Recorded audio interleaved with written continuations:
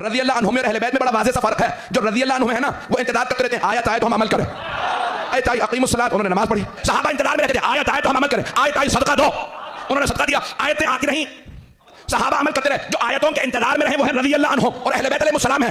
علیہ السلام وہ ہیں جن کے انتظار میں آیتیں رہتی تھیں.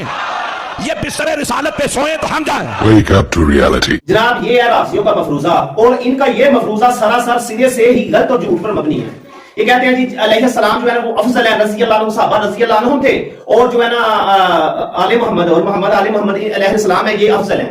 یہ صرف مفروضہ ان کھٹمل لوگوں کا ہے, یہ مفروضہ ائمہ اہل بیت کا نہیں تھا. علیہ السلام کا بھی مراتب بڑھ سے بڑھ کے ہیں, اور رضی اللہ عنہ جن سے اللہ قرآن کریم میں جنت کا وعدہ کر چکا ہے ان کے بھی مراتب کا جو حساب ہی نہیں. ہم تو تقابل کرتے ہی نہیں ہیں. جو طریقہ کار جو ائمہ اہل بیت اور جو صحابہ کرام خلفائے راشدین خلفائے ثلاثہ جو ہمیں بتا گئے نا مراتب وہ ہی ہیں, اور نہ کسی کے بیان کرنے سے نہ کسی کے لکھنے سے نہ مراتب بڑھ جائیں گے نہ گھٹ جائیں گے. مراتب تو رسول اللہ صلی اللہ علیہ وسلم ارشاد فرما گئے ہیں, اور وہ اتنی رہے, وہ سارے الفا سے الفا ہیں. کسی صحابی کی شان اٹھا کے دیکھیں ائمہ اہل بیت کی اٹھا کے دے دیں, ان کے مراتب تو ہم تو تقابل کرتے ہی نہیں. ہم تو کہتے ہیں وہ سب ایک دوسرے سے بڑھ گئی تھے. اور اگر آپ یہ مفروضہ پیش کرتے ہو نا کہ علیہ السلام جو ہے محمد اور آل محمد علیہ السلام رضی اللہ عنہ سے یہ بہت آگے ہیں, تو یاد رکھیں محمد اور آل محمد پر درود پڑھنے سے پہلے صحابہ پر درود پڑھا جاتا ہے السلام علینا و عباد اللہ صالحین. اب آپ اس عباد اللہ صالحین سے صحابہ کو نکال کر دکھائیں. اب بتائیں اب آپ کا مفروضہ کیا کہے گا؟ آپ تو کہتے ہیں نا علیہ السلام ائمہ اہل بیت کے بارے میں کہتے ہیں کہ درود اترتا ہے وہ افضل ہے, رضی اللہ عنہ صحابہ سارے سے افضل ہیں وہ, لیکن صحابہ محمد اور آل محمد پر درود پڑھنے سے پہلے صحابہ پر درود نہیں پڑھا جا رہا. یہ عباد اللہ صالحین کیا ہے؟ یہ کیا السلام علینا عباد اللہ صالحین؟ آپ کا مفروضہ غلط ہے نا, جھوٹ ہے نا پھر آپ کا مفروضہ. ہم تو تقابل کرتے ہی نہیں.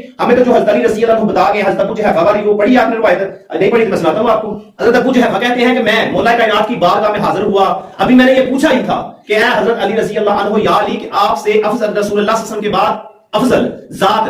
ابھی ابو جہیفہ کہتے ہیں میں اتنا بیان کر رہا تھا کہ حضرت علی پاک نے مجھے چپ کرایا, کہا ٹھہرو اے ابو جہیفہ کیا میں تمہیں اس ذات کے بارے میں اس ہستیوں کے بارے میں نہ بتاؤں کہ رسول اللہ صلی اللہ علیہ وسلم کے بعد سب سے زیادہ افضل ہیں؟